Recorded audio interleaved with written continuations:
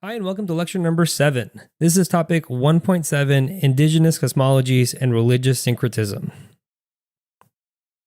We have one learning objective today, and that's explain how syncretic practices in early West and West Central African societies developed and were carried forward in African descended communities in the Americas.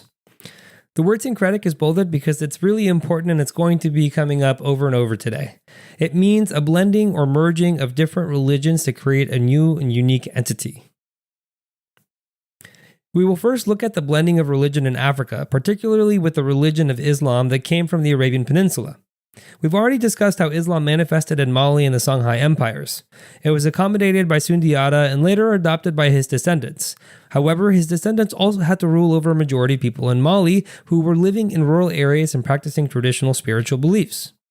Meanwhile, the commercial elite of Mali were the ones primarily practicing Islam in the trading outposts in the cities. The tensions persisted even after Sundiata died and left power to his sons. While his sons converted fully to Islam and his descendants like Mansa Musa were critical to bringing notoriety to Mali through his Hajj to Mecca, there were still tensions about one religious practice being favored over another. Islam was integral to the administrative and educational systems, leading to the establishment of Islamic schools and courts in Mali. By the time the Songhai Empire was controlling the region, the first Songhai leader, Sunni Ali, was not a Muslim and was openly criticized by Muslim clerics in Timbuktu. Eventually, Sunni Ali's descendants were overthrown in a coup by a Muslim general. The integration of Islamic law, or Sharia, became more pronounced under the rule of Askia Muhammad in the Songhai Empire.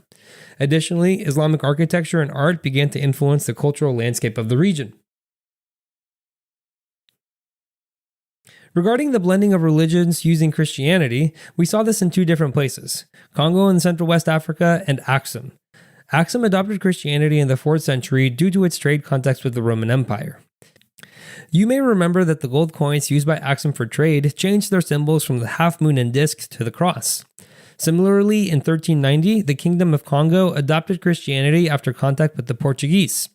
King Zinga Nkuvu adopted Christianity and took the name João I in an homage to the Portuguese king João II.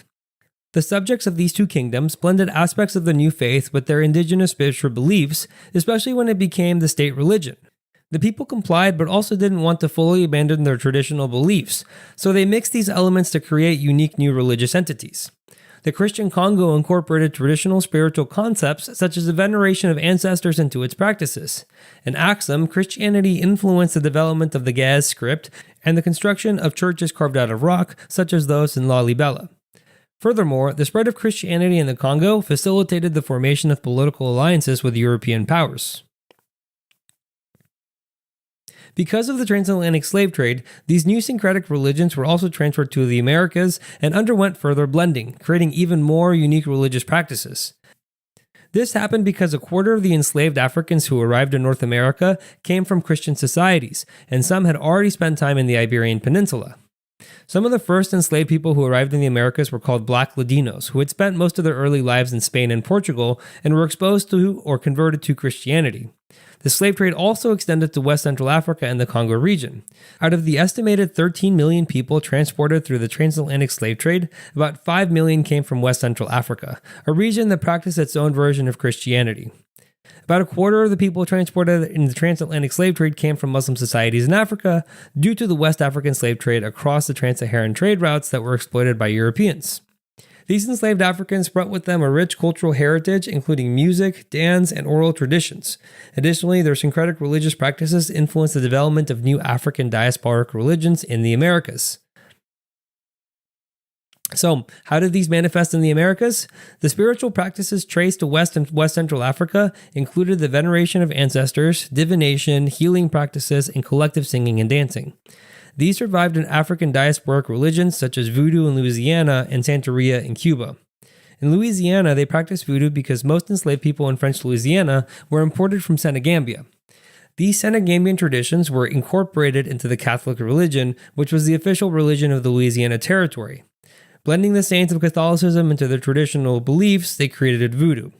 In the American colonies, there were also people called conjurers who used the power of ancestral spirits and occult powers, sometimes known as root doctors or Negro doctors.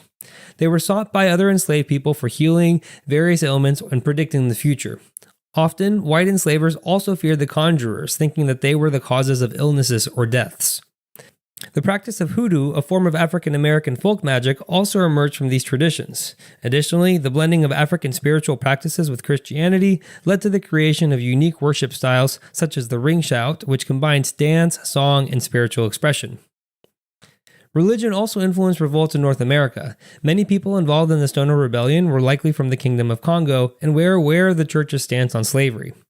Later on, Nat Turner, who led a significant rebellion in the 1800s, believed that he was guided by God. The Haitian Revolution was another example where syncretic religious practices played a crucial role, as voodoo ceremonies helped to unite and inspire the enslaved population to revolt. Additionally, religious gatherings often served as covert meetings for planning resistance and escape among enslaved communities. Alright, finally here's the recap.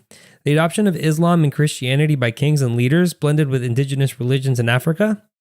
Syncretic religious practices were brought to America via the transatlantic slave trade, and elements of these practices survived in present-day diasporic religions.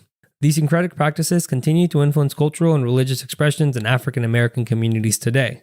Furthermore, the resilience and adaptability of these practices highlight the enduring legacy of African culture heritage in the Americas. Thank you for watching. If you would like to watch the next lecture, click the thumbnail on the screen. And if you would like more resources to help you study, you can visit apushlights.com/afam. I wish you the best of luck with your studies, and I hope to see you back on the next lecture.